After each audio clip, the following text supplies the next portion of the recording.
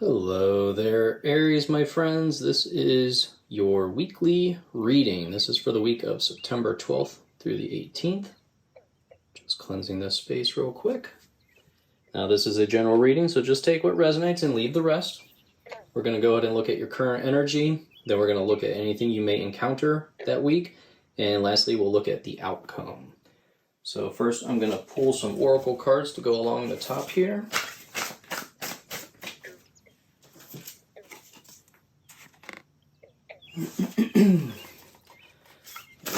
That Aries may encounter this week, please. Thank you. And I just want to say while I'm pulling this last oracle card, thank you so much for all the new subscribers. I really appreciate the support that I'm seeing as I grow this brand new channel, so thank you so much.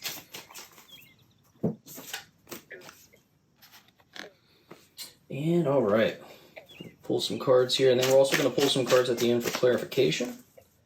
So anything that Aries needs to know about their current energy right now. And what may they encounter? Oh, just had one flip. Let me grab it here. Flipped over in the middle. And what is the outcome for Aries week, September 12th through the 18th? Thank you. Okay. So we'll go ahead and get started here with your current energy. We have Gemini, cross-pollinate. And as you can see, we have some honeybees there on the flowers, and they are looking for pollen. And this is a card of communication. Gemini is a sign of communication, and this is saying use communication to build your networks this week. If any of you are dealing with any issues this week, then that means you need to open up lines of communication in order to fix these issues. Another thing I look at is bees are always focused on the task at hand. When you watch a bee as they're flying around their flowers, they are only there to do what their job is, and that's to gather pollen. And while they're doing it, they're also pollinating flowers, and they don't realize that benefit that they're providing, but they still do it. They're not worried about you or I as we stand around those flowers for the most part. As long as we don't get too close, they are just focused on those flowers. So that's something you need to focus on this week, is your own tasks at hand.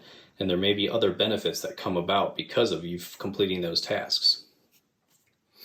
So then we come down to the Seven of Cups. And the Seven of Cups is all about experiencing limitless possibilities. The choice is yours here. Whatever your imagination can cook up seems to be manifesting for you. This is also a card for some of you that shows multitasking. And maybe you could have too many choices and you don't realize how many choices you really have. But honestly, this card is saying, the universe is saying that the choice is yours. You just have to reach out and grab it. So let me pull a clarification card on that. And please have clarification on the Seven of Cups, please. Okay. So we get the Queen of Pentacles here for clarification. So this card's all about taking the time to smell the roses. Nurture the things you are valuing in your life. So this tells me, when I look at this combined with the Seven of Cups, you have all these opportunities, but you need to stick to the things that you value. Only nurture the things that you value in your life. So then that brings us on what you may encounter. We have the Skunk Spirit. Know your worth. Now, hopefully this doesn't mean you're going to be encountering an actual skunk. That might not be the best plan for the week. But as far as the skunk goes, I see the skunk as being the true you and being proud of yourself and knowing when to stand up for yourself and defend yourself. Remember, or if you don't know, a skunk only has the ability to spray like 3 to 5 times in its entire life. So it usually doesn't use that spray unless it absolutely has to. It doesn't defend itself until it absolutely has to. Otherwise, it just goes about its day. So this is saying you need to be like the skunk. You don't need to jump out and defend yourself at every little opportunity that you have. And I also notice we have a flower, we have flowers. So this could be your week to bloom as far as the flower goes. So yeah, I would just say, like, as far as the skunk goes too, remember your past accomplishments, because maybe as I look down here, I see the Five of Cups. So you might need a pick-me-up this week. So the skunk is all about remembering your past accomplishments too, if you need that pick-me-up.